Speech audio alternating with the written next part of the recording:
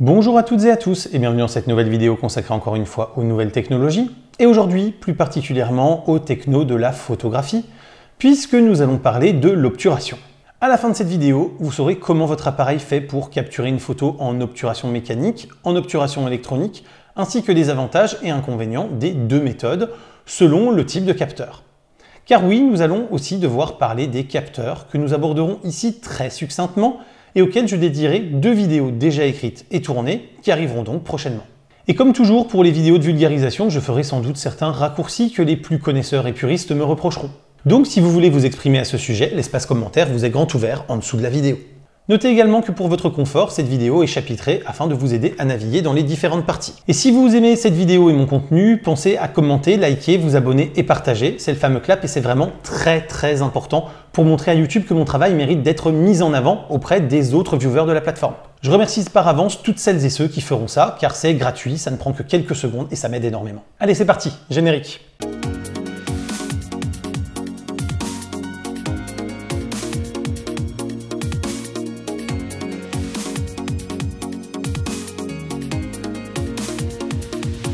L'obturation en photo, c'est ce qui permet à la surface photosensible d'être exposée à la lumière pour la durée souhaitée. C'est ainsi que l'on peut choisir ce que l'on appelle le temps de pose, qui est donc la durée pendant laquelle la photo est prise. Au début de la photographie, cela permettait simplement la juste exposition de la photo. Avec les progrès des surfaces photosensibles, pellicule puis capteur numérique, la vitesse d'obturation est devenue un outil pour figer le mouvement, ou au contraire, pour le laisser apparaître sur l'image finale, ouvrant ainsi de nouveaux champs créatifs pour le photographe.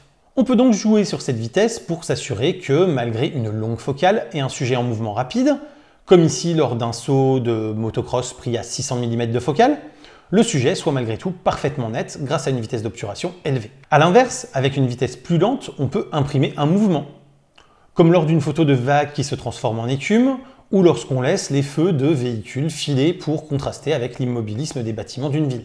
L'obturation mécanique sur les premiers appareils photo à chambre, c'était ce que faisait le photographe en retirant le capuchon et en le remettant plusieurs secondes après, en demandant à ses sujets de ne surtout pas bouger, montre à gousset en main.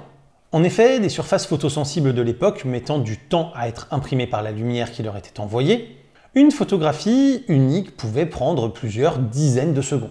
Jugez plutôt, une photographie à la chambre avec une plaque en verre enduite de collodion a une sensibilité ISO inférieure à 1. Si vous regardez tous les appareils photo actuels, ils démarrent tous à 100 ISO pour le minimum, avec des fois des possibilités pour certains de descendre à 50 ou 25 ISO, mais c'est plus rare, et peuvent monter à plusieurs milliers ou dizaines de milliers d'ISO. Donc pour une photo prise à 100 ISO à 1 centième de seconde, à tout autre paramètre égaux par ailleurs, à savoir lumière de la scène, ouverture, etc., il faudra entre 1 et 2 secondes de temps de pause pour obtenir la même exposition avec une chambre au collodion.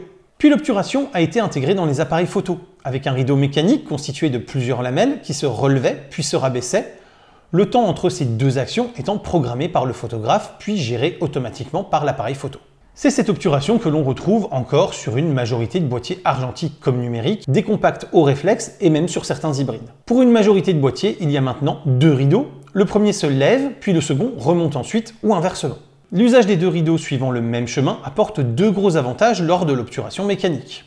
Tout d'abord, cela équilibre la lumière sur l'ensemble de la surface photosensible, les deux rideaux suivant la même trajectoire au même rythme, là où avec un seul rideau montant puis redescendant, le bas de l'image restait exposé un peu plus longtemps que le haut de l'image. Et ça pouvait créer des différences d'exposition accentuées au fil de la réduction des temps de pause. En effet, si vous faites une exposition à 1/4 millième de seconde, si ce mouvement occasionne 1 millième de seconde de plus en bas du capteur qu'en haut, eh bien la différence est de 25% du temps d'exposition en plus et sera bien visible, alors que sur une photo prise à 1/50e de seconde, pour le 1 millième d'écart, c'est alors négligeable avec moins de 2% d'exposition de différence. Ensuite, cela permet d'abaisser le temps d'obturation minimal. C'est ainsi que l'on a pu voir des obturations mécaniques à 1/8 millième et même 1/16 millième de seconde, car l'usage de deux rideaux consécutifs au lieu d'un seul apporte moins de contraintes à la structure mécanique et permet donc d'aller bien plus vite dans l'ouverture et la fermeture à la lumière. La vitesse d'obturation très courte permet de figer un mouvement très rapide. Ainsi, offrir une obturation ultra rapide était un enjeu majeur pour les constructeurs de boîtiers pro orientés sport ou animalier, où l'usage de focales ultra longues rendait vite une action rapide floue par le cumul du mouvement du sujet et de celui du photographe. Voilà dans les grandes lignes comment fonctionne l'obturation mécanique. Parmi les avantages de l'obturation mécanique, on notera surtout sa meilleure prévisibilité dans le rendu de l'image finale. En effet, même avec une lumière fluorescente ou LED qui scintille, même si vous ne le percevez pas à l'œil nu, ou lors d'un mouvement extrêmement rapide, on ne verra pas le scintillement de la lampe et le mouvement ne sera pas ou peu visible par déformation de l'image. Cela tient au fait que le capteur est exposé presque instantanément et ce, indépendamment du temps qu'il faut ensuite au système électronique pour aller récolter les données de chaque photosite qui compose le capteur. Mais vous comprendrez mieux cette phase juste après, lorsque l'on parlera de l'obturation électronique et de la lecture des données d'un capteur. Mais ce sont malheureusement à peu près les seuls avantages offerts par l'obturation mécanique. Qui plus est, ces avantages tendent à ne plus en être avec l'amélioration des technologies des capteurs, mais ça aussi nous y reviendrons également dans la suite de la vidéo. Par contre, les inconvénients sont quand même nombreux. Déjà, qui dit système mécanique dit usure et risque de dysfonctionnement. En effet, les frottements des divers éléments qui composent l'obturateur mécanique tendent à l'user. Cependant, cet inconvénient n'en est plus vraiment un. La fiabilité des obturateurs récents assurant entre 100 000 et 200 000 déclenchements sur les appareils grand public, et de 400 000, voire même 800 000 chez certains constructeurs pour les boîtiers professionnels. Donc en réalité, votre obturateur lâchera généralement bien après que votre appareil ait connu d'autres déboires ou que vous l'ayez changé à cause des évolutions technologiques. Ensuite, l'obturation mécanique induit un mouvement dans le boîtier, donc des vibrations. Ces vibrations, dans certains cas de prise de vue, peuvent à leur tour induire un flou dans l'image. De plus, qui dit mouvement ultra rapide dit production de bruit. C'est le fameux déclic que l'on connaît tous, pour ainsi dire. Et si souvent ce n'est pas grave dans certains cas, ça peut rendre la prise de photo absolument impossible sans des équipements complexes pour réduire ce bruit. C'est par exemple le cas sur les plateaux de tournage, où le son serait capté par les micros, ou lors de représentations théâtrales, où il viendrait distraire le public, ou même lors de la prise de photos animalières, où il pourrait effrayer l'animal, pour ne citer que ces trois cas. Par ailleurs, devoir déclencher une pièce mécanique induit un retard à l'allumage, si je puis m'exprimer ainsi. Il est certes minime, mais il peut faire que l'on rate l'instant crucial. Lorsque l'action n'est pas reproductible et que l'image à créer l'est à titre professionnel, cette réactivité moindre peut être un réel handicap. Souvent, ce handicap, on le compense par une rafale, surtout depuis l'avènement du numérique. Mais cela se traduit ensuite par plus d'images à trier lors de la post-production et une perte de temps dans le flux de production du photographe. Enfin, les contraintes physiques que l'on peut infliger aux matériaux restent limitées. C'est pour cela que l'obturation mécanique se limite très souvent à 1/4 millième, voire 1/8 millième de seconde, et très rarement plus. Car ensuite, les contraintes physiques deviennent trop importantes et rendent la conception du système d'obturation extrêmement complexe et donc extrêmement chère. L'obturation électronique, pour sa part, fait, comme son nom l'indique, l'impasse sur tout système mécanique. On va utiliser les capacités du capteur à être lues très rapidement pour ne plus avoir besoin d'autre chose pour gérer le temps d'obturation. S'il y a encore quelques années, cet exercice était difficile car les capteurs restaient encore relativement lents lors de leur lecture, les progrès des dernières années permettent désormais de belles choses en obturation électronique. Mais pour bien comprendre les contraintes rencontrées, il faut comprendre comment sont lues les informations d'un capteur CMOS, capteur qui est le plus utilisé aujourd'hui en quasi-exclusivité, depuis le capteur de smartphone à celui des appareils professionnels les plus onéreux et avancés du marché. Le capteur est lu par ligne ou groupe de lignes. Avec l'obturation mécanique, ce n'est pas très grave, car l'exposition a été faite mécaniquement, et donc la lecture progressive du capteur ne change pour ainsi dire rien ou presque dans l'image finale. Mais si l'on décide de se passer d'obturation mécanique et que le capteur n'est pas assez rapide, alors on obtiendra des déformations dans l'image lors de mouvements rapides du sujet, ou lorsque le photographe se déplace rapidement par rapport au sujet qu'il photographie et qui lui serait fixe. C'est ce qu'on appelle le rolling shutter, ou roulement d'obturation en bon français, mais en vrai tout le monde utilise le terme anglais pour parler de ce phénomène. En effet, lorsque l'on obture mécaniquement le capteur, on envoie une quantité de lumière fixe à un instant T sur le capteur. Même si la lecture de la ligne se fait quelques millisecondes plus tard, il n'y a pas eu d'autre lumière qui est venue toucher le capteur, et donc on lit l'information stockée juste avant, sans décalage dans le temps, sur la captation de cette dernière. Lors de l'obturation électronique, on vient lire chaque pixel à la suite et on enregistre la quantité de lumière reçue juste avant la lecture. Ainsi, entre la lecture du premier pixel qui constitue le haut à droite de l'image et celle du dernier pixel qui constitue le bas à gauche de l'image, il y a un petit temps d'écart. Ce petit temps peut alors créer une différence entre le sujet en début et en fin de lecture, et donc occasionner des déformations de ce dernier si son mouvement était très rapide. Cela peut se produire sur une hélice d'avion, une roue de voiture, le mouvement d'un club de golf ou d'une batte de baseball, etc. Le principal inconvénient de l'obturation électronique, et à mes yeux le seul inconvénient de ce type d'obturation, c'est donc cette lecture séquentielle du capteur qui peut apporter une déformation de l'image lors de mouvements rapides ou encore une exposition et une couleur non uniforme lors de la prise de vue sous des lampes néon ou LED. L'obturation électronique peut également poser souci avec l'usage d'un flash, dont l'éclair est très souvent bien plus court que la durée de prise de vue de la photo. Ainsi, le temps de lire le capteur du début à la fin, certaines zones peuvent être en train de renvoyer l'éclair du flash, alors que d'autres seront lues après que l'éclair soit déjà passé, occasionnant de fortes différences d'exposition sur les diverses parties de l'image. Par ailleurs, la déformation d'un mouvement ou la différence d'exposition sera souvent d'autant plus prononcée que le capteur offrira une forte définition. En effet, plus le nombre de pixels à lire est important, plus, à bande passante équivalente, le temps de lecture sera long. La définition des capteurs ayant augmenté bien plus vite que la bande passante des systèmes de lecture qui leur sont associés, un capteur avec une très grosse définition, par exemple de 60 mégapixels, sera bien plus sujet au rolling shutter qu'un capteur moins bien défini de seulement 12 ou 15 mégapixels qui lui sera donc lu bien plus vite entre le début et la fin de la lecture de l'ensemble de ses photosites. C'était long cette phrase. Mais nous verrons dans la partie d'après que cet inconvénient est désormais compensable en utilisant la bonne technologie de capteur. Et même si cette technologie est encore chère et réservée aux boîtiers les plus haut de gamme, elle se démocratisera à n'en pas douter dans les années à venir pour s'appliquer à tous les appareils photo, même les moins onéreux. Les avantages de l'obturation électronique sont quant à eux nombreux, puisque ce type d'obturation gomme tous les défauts de l'obturation mécanique. On a donc une prise de vue totalement silencieuse, et ce qui permet donc d'être utilisé dans tous les cas possibles sans gêner qui que ce soit. Elle ne produit aucun mouvement parasite qui pourrait venir induire de l'imprécision dans l'image shootée. Il n'y a aucune usure du système, puisque c'est le capteur lui-même qui fait tout le travail. On limite donc le risque de casse et on augmente l'endurance et la fiabilité des appareils. La vitesse d'obturation peut libérer des contraintes physiques, atteindre des vitesses extrêmement élevées de l'ordre de 1/32 millième ou 1/64 millième de seconde sur les appareils les plus récents avec des capteurs extrêmement performants en termes de vitesse de lecture. Il devient alors possible de figer totalement les mouvements hyper rapides, ce qui n'aurait pas été le cas en obturation mécanique.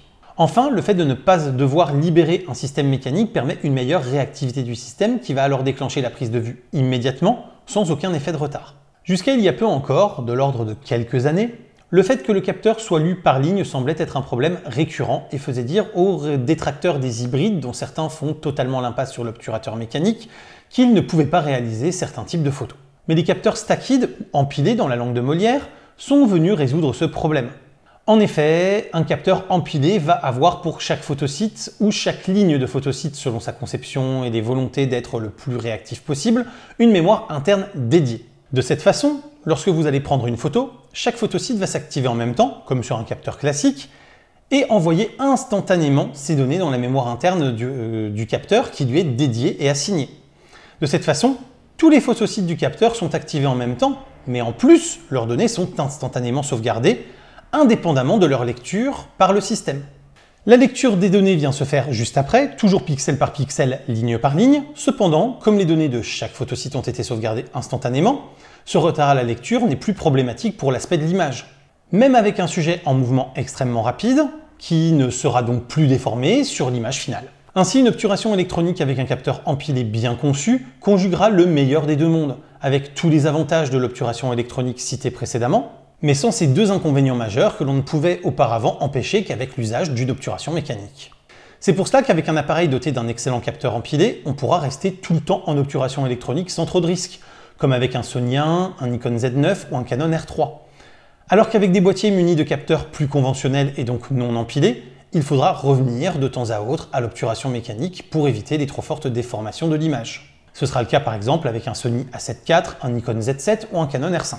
La plupart des boîtiers récents et haut de gamme, même munis de capteurs empilés, proposent souvent plusieurs possibilités d'obturation, ainsi que des obturations dites hybrides. Les constructeurs ayant fait le choix de retirer l'obturateur mécanique sur leurs boîtiers haut de gamme sont rares et à ma connaissance il n'y a que Nikon qui l'ait fait avec son Z9. Ainsi, pour les plus conservateurs ou pour ceux qui aiment le bruit au déclenchement, la quasi-totalité des boîtiers, même hybrides, disposent toujours d'un obturateur mécanique que l'on peut imposer au boîtier d'utiliser. Et pour ceux qui n'ont pas de capteur stacké, il devient possible d'activer cette fonction à la volée pour les cas où l'obturation électronique montrerait ses limites. De plus, il est possible de combiner ces deux technologies pour encore plus de réactivité et de précision dans l'obturation.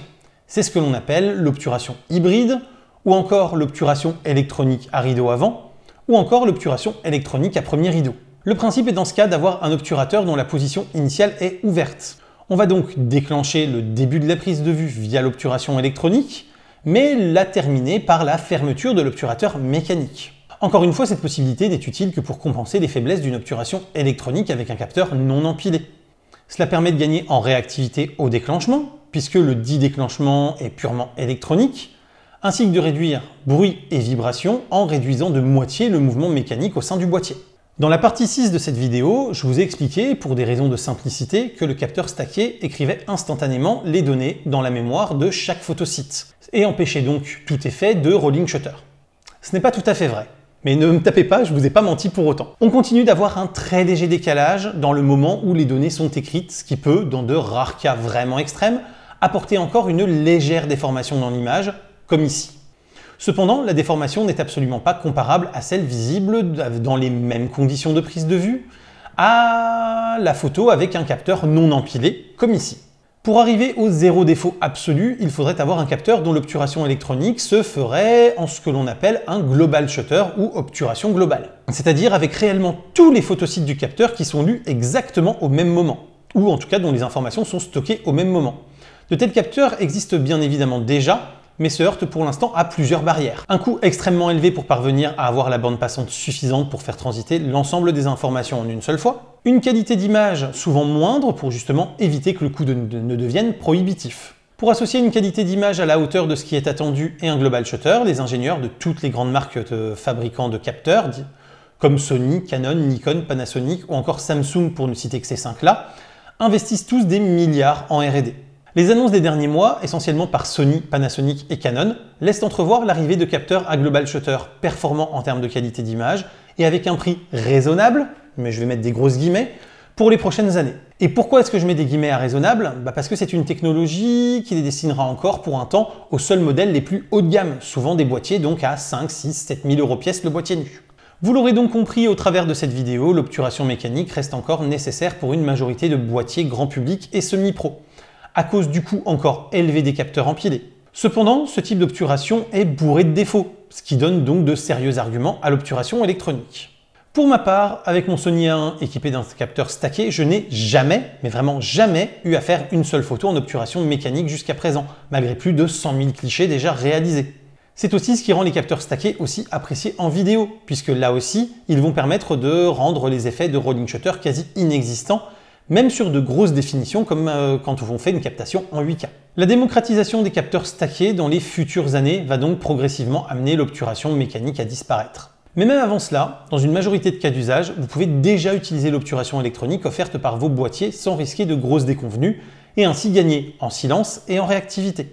En visualisant vos images juste après la prise de vue, il est aisé de détecter si vous vous trouvez dans un des rares cas où ce type d'obturation pourrait vous gêner et repasser alors ponctuellement en obturation mécanique. Vous épargnerez ainsi pas mal votre obturateur pour une longévité accrue de votre appareil photo. Nous voici arrivés au terme de cette vidéo qui j'espère vous aura plu, vous aura appris des choses. Si c'est le cas, n'hésitez pas à la commenter, la liker, vous abonner et partager, c'est le fameux clap. Vous avez également Tipeee, le bouton rejoindre et la boutique qui sont sous la vidéo qui vous permettent d'avoir soit des avantages exclusifs, soit des goodies en échange du soutien financier que vous m'apportez. Soutien financier qui me permet d'envisager le développement de nouveaux projets.